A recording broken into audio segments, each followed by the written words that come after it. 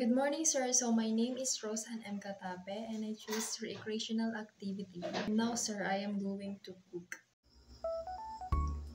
So, dyan po, sir, mabatin na po ako ng Sogo. So, yan na po, sir. Babaakon ko na po.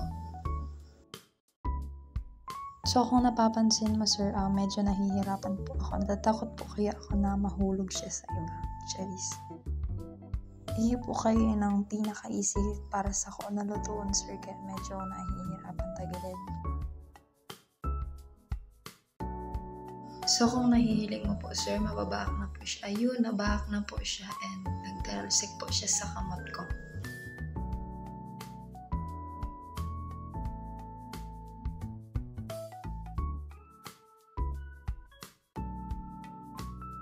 So, ayun na po nga agad-agad ako ng hugas ng kamot kasi sticky po siya sa kamot and super malagkit.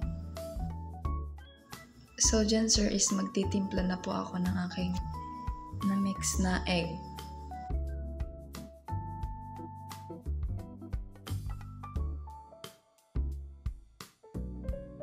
Malaag na po ang ako ng asin para may lasa po ang niluto ko na egg.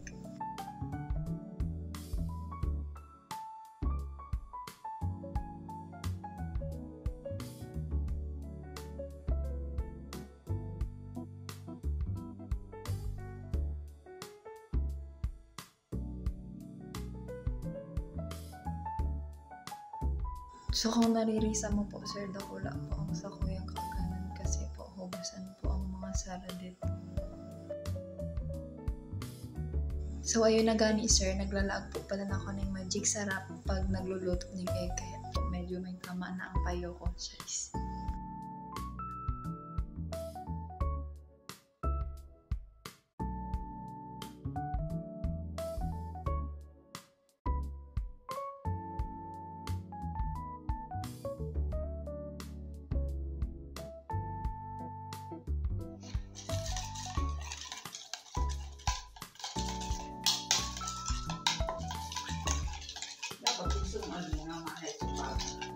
So, ayun na po, nasalang ko na po ang kawali. Tapos ko na din po siya na blender. Ipapainit ko na lang po ang kawali.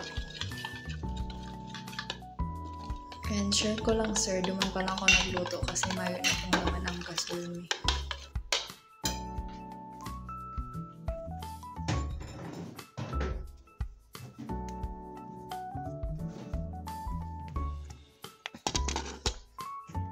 So, ayun na po, sir, kung nahihiling mo po, makaag na po ako ng lana sa kawali.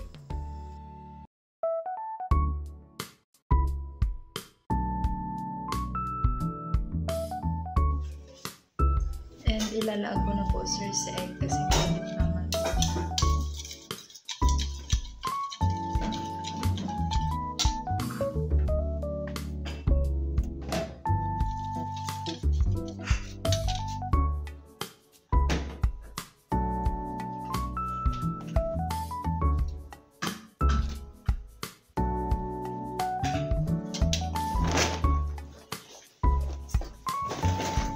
Ayun, sir, medyo nagbagyo siyang madalit kasi sobrang duros.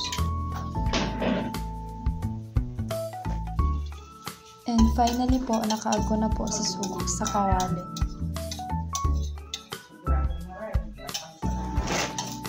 So, ayun, sir, nakaag ko na po pala si sugok sa kawali.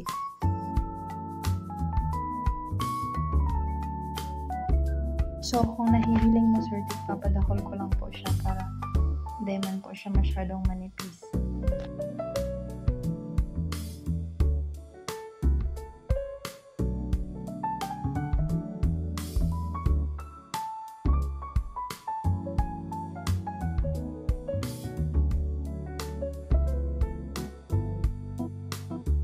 So, ayun po, sir, I think luto naman po. So, hahaunan ko na lang kasi baka ma-over naman siya.